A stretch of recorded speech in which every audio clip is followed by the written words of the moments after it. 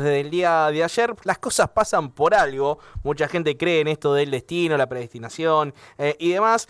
Pasaron cosas con el tema de los datos, de los números, y nosotros tenemos la posibilidad de dialogar nuevamente con Jerónimo Echeverri, flamante director del CREVA.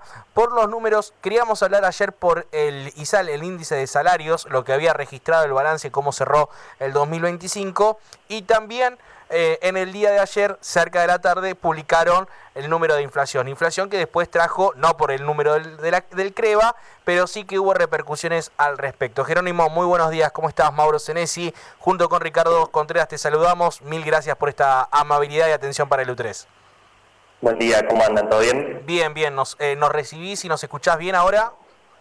Sí, está todo ok. Bueno, gracias la predisposición y bueno, continuar un poquito con la jornada de ayer. Estábamos hablando, uno de los índices que habitualmente y siempre esperamos de los medios de comunicación está relacionado con los salarios y cómo han corrido, si han podido ganar o no la batalla a la suba de precios. ¿Cómo han sido lo que han registrado ustedes por lo menos en los convenios bahienses?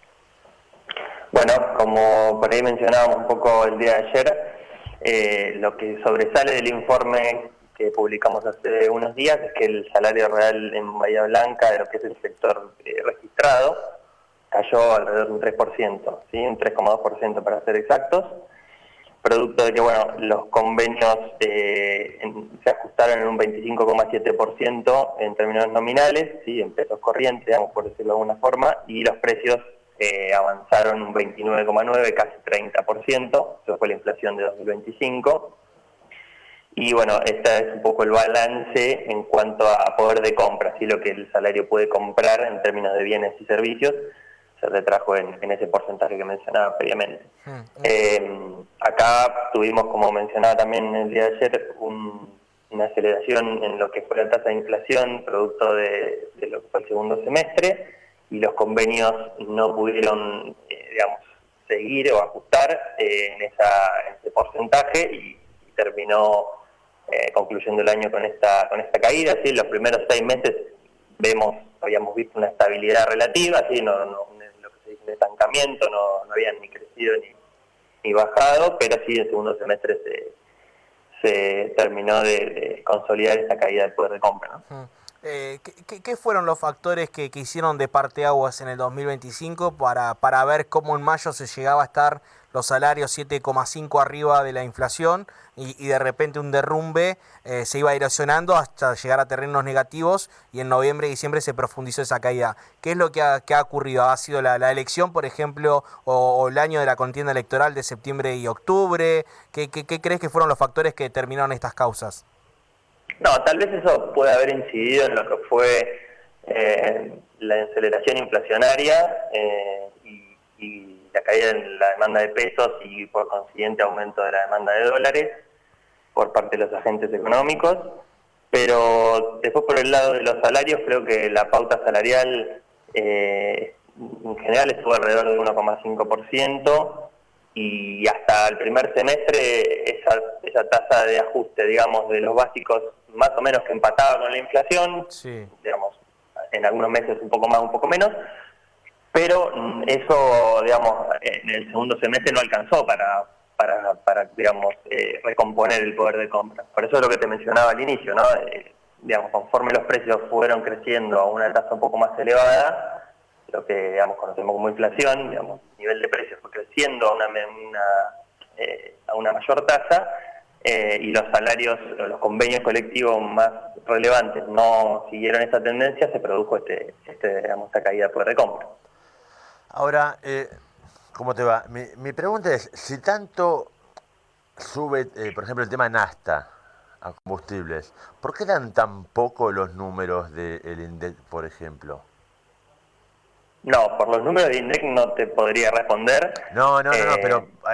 Sí. Y más que es una jornada delicada. No, pero más, a ver, no te pido que te metas al agua sin salvavidas, pero es razonable, o sea, es raro, tenés un poquito de experiencia en lo que es estadísticas y números. Es raro que los combustibles aumenten tanto y den tan bajo. Te digo los combustibles como te digo otras cosas. Pero no es llamativo esos datos. ¿A qué datos te referís, digamos? ¿Cuáles son los datos que te hacen Y por ejemplo, ruido, digamos? que dé creo que 2 y pico dio en... A mí, yo tengo que decir algo, sincero y no porque esté Jerónimo, aparte estaba Gonzalo y se lo he dicho personalmente. Yo tuve fuerte discrepancia con lo que pasó el año pasado con el IPC Online, en 2-3 meses. Hubo uno que de hecho pasó con el tema de los combustibles. Yo creo que el CREVA marca una buena pauta, así que bueno, felicitaciones por ese laburo, Sí, porque sí, se juegan obvio. la credibilidad cada mes y demás. En enero se dio, uno dio 1,8 y uno decía, che, están dando todo el mundo.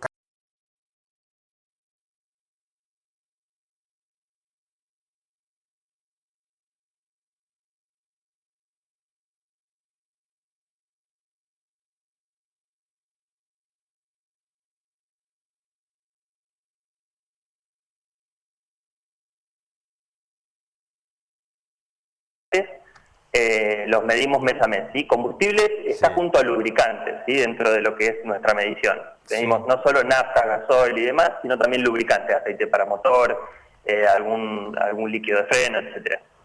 Con lo cual, ese subgrupo, para que vos te des una idea, lo que fue 2025, tuvimos una variación de 32,6%, ¿sí? Por encima de la inflación, que la inflación dio 29,9, tuvimos algunos puntos por encima. Eso para hacer, digamos, hincapié en lo que fue el año pasado. Con lo cual, la inflación, lo que fue el combustible y lubricante, superó el nivel general de precios. Ahora, en lo que tiene que ver con enero, que vos me mencionabas, la tasa de inflación a nosotros nos dio 2,7, ¿sí? Levemente por debajo de lo que fue el mes pasado. Sí.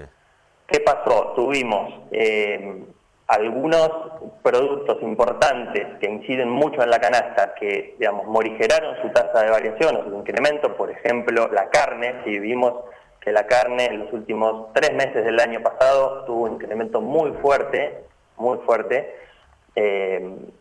que este mes de enero no se convalidó, digamos, ¿no? Tuvimos variaciones en enero de la carne roja, me refiero, ¿no? Carne vacuna, de Sí. 3,5% en enero, pero esto comparado a lo que había sido los meses anteriores, fue casi nada, ¿sí? En diciembre nos había dado un 13,7 y en noviembre 8,7. O sea, desaceleró mucho el aumento de la carne, que incide fuertemente en lo que es el capítulo de alimentos y bebidas.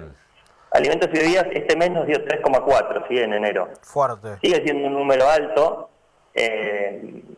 desaceleró un poco respecto del mes pasado, como te mencionaba, producto en gran parte de esta desaceleración de la carne. Tuvimos también algunos otros incrementos en productos estacionales, como las frutas frescas, que aumentaron casi un 10%. Sí. Y verduras, tubérculos y legumbres frescas, básicamente productos de verdulería, ¿sí? de estación, 7,3%. Esos fueron los incrementos más relevantes en lo que es alimentos y bebidas, que de nuevo, como te menciono, 3,4%, un poco por debajo de diciembre, pero en un nivel bastante alto. Si vos te fijas el resto de los capítulos del índice de precios que elaboramos nosotros, están todos por debajo.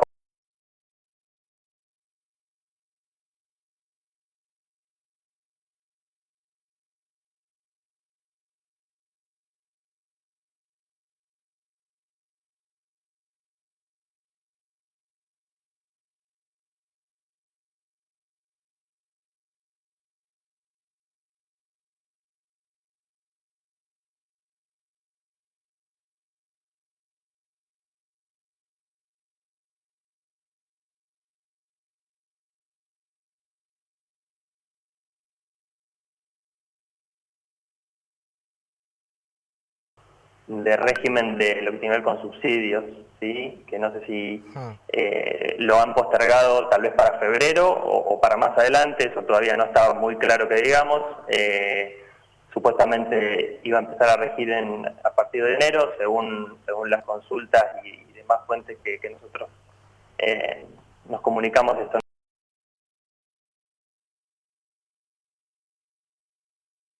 los aumentos tarifarios van a ser importantes, ¿no? ¿Crees que vaya a haber, tenías 2,8, 3 en diferentes productos. ¿Crees que de acá a los próximos, te digo, 6 meses me parece es mucho, nos van a tirar, 3 meses, esto puede seguir en alza o se puede estancar o bajar un poquito?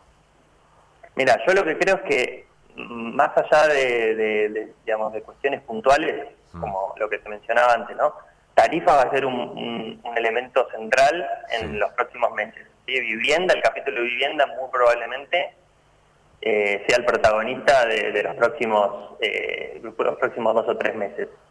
A ver, dependiendo también cuánto tarde o cuánto se demore este cambio de esquemas y de la segmentación actual, que tenemos 3 niveles de segmentación, niveles de ingreso alto, medio y bajo. Eso va a pasar a tener un esquema mucho más simple, hogares con y sin subsidio. Entonces, dependiendo de cuánto tarde esta migración de un sistema al otro, vamos a ver el impacto más pronto o no en lo que es vivienda. ¿Por qué? Porque tenemos metido electricidad y sobre todo gas en este capítulo. Después otra cuestión importante es que en marzo viene el aumento de cuotas de los colegios. Eso también va a pegarle al capítulo de educación, que probablemente sea en ese mes de marzo uno de los más importantes. Vamos a tener, ¿a qué voy con todo esto? Que vamos a tener aumentos de precios regulados bastante significativos. Ahora, la inflación núcleo, que es la que, digamos, no toma en cuenta este tipo de productos, junto con también los estacionales, digamos, los aísla del cálculo. Sí. La inflación núcleo es la que nosotros vamos a tener que seguir de cerca. ¿Por qué? Porque obviamente que el IPC es un número general, pero para eso está, digamos, los desgloses que se hacen, las desagregaciones. El IPC núcleo lo que te marca es básicamente el compás de precios de la economía. Si la inflación núcleo baja en un mes, por ejemplo, pero tenés aumento regulado, como estamos viendo, tal vez no se siente en el índice general, pero obviamente que son productos que aumentan de forma puntual, ¿sí? No de forma, digamos, continua o sistemática. La inflación núcleo, para hacer un punto en este elemento, nos dio una desaceleración también respecto de diciembre, pasó de un 3% a un 2,6%. Este es, por ejemplo, el dato, digamos, positivo, entre comillas, para tomar de este mes de enero. Y bueno, es importante también aclararlo porque hay cuestiones que se enmascaran en un índice que es, digamos, un promedio de muchísimos bienes de la economía, pero dentro del índice hay distintas, digamos, desagregaciones para hacer que nos dan mucha información al respecto del proceso inflacionario. Jerónimo, te hago una pregunta más bien técnica. ¿Ustedes qué están utilizando? ¿Una metodología ya más acorde a los consumos de estos tiempos? ¿O siguen con esta que ha generado tanta polémica en el último tiempo, que se iba a implementar la modificación, que es de una canasta más vinculada a años atrás, a casi 20 años atrás? ¿Qué metodología vienen trabajando ustedes? Nosotros hicimos una actualización metodológica hace algunos años, está dentro del informe una nota al pie, es la nota número 1. Desde enero de 2021 el CREVA cambió su metodología y básicamente hicimos una serie de ajustes. Por un lado cambiamos la canasta de bienes y servicios, por otro lado cambiamos las ponderaciones que se le aplican a esa canasta y por otro lado hicimos un cambio de año base. Claro. Eso fue técnicamente lo que se hizo. Claro. ¿Por qué se hace esto? Bueno, porque actualmente, por ejemplo, los índices del INDEC están en función de las ponderaciones viejas, ¿sí? Del año 2004-2005. Sí. Eso lo que genera es que se distorsiona el gasto en distintas áreas que tienen los hogares a medida que va pasando el tiempo. Entonces, por ejemplo, nosotros teníamos una ponderación en la que previamente alimentos y bebidas aplicaba el 40% del indicador, hoy por hoy es del 30%, claro, para hacer números redondos, ¿no? Antes, en nuestra antigua metodología, transporte y comunicaciones pesaba alrededor de un 11%, hoy tiene un 27%. Ah, mirá. Es muchísimo más relevante que hace 20 años atrás. Claro. Vivienda también tuvo un incremento en su ponderación. Y después algunos capítulos fueron cediendo terreno, ¿sí? Por ejemplo, educación tiene un poco menos, bienes y servicios varios tiene un poco menos, equipamiento y funcionamiento del hogar también. Bueno, eso está publicado en nuestra página web, tenemos el desglose de todos los cambios que hicimos de la metodología, y bueno, eso básicamente se hizo con el fin de que se reflejaran un poco mejor las canastas de consumo actuales conforme va pasando el tiempo y los patrones de consumo van variando, ¿no? Éxitos, Jerónimos, en esta nueva etapa. Te dejaron la vara bien alto y una credibilidad a la cual que cuidar, que bueno, me parece que con lo que está pasando con el tema INDEC y demás, si bien siempre que los números de la inflación, no, que mi inflación yo cuando voy a comprar, siempre todo el mundo se enoja, pero los que estamos y seguimos los días y vemos que hay concordancia en distintas consultoras a lo que publica el INDEC, bueno, eso te va generando una credibilidad y bueno, creo que tener la responsabilidad de cuidarlo, Jerónimo, te deseamos el mayor de los éxitos y gracias por la consideración con el U3. Bueno, gracias a ustedes y muy amables por las palabras y bueno, gracias por la comunicación también y difundir nuestros informes. La palabra de Jerónimo Echeverri, director de El CREVA, en reemplazo de Gonzalo Semillas. La verdad que mes para debutar. Esto obviamente es CREVA, no es INDEC, pero vos vas de la mano, vas viendo distintos números.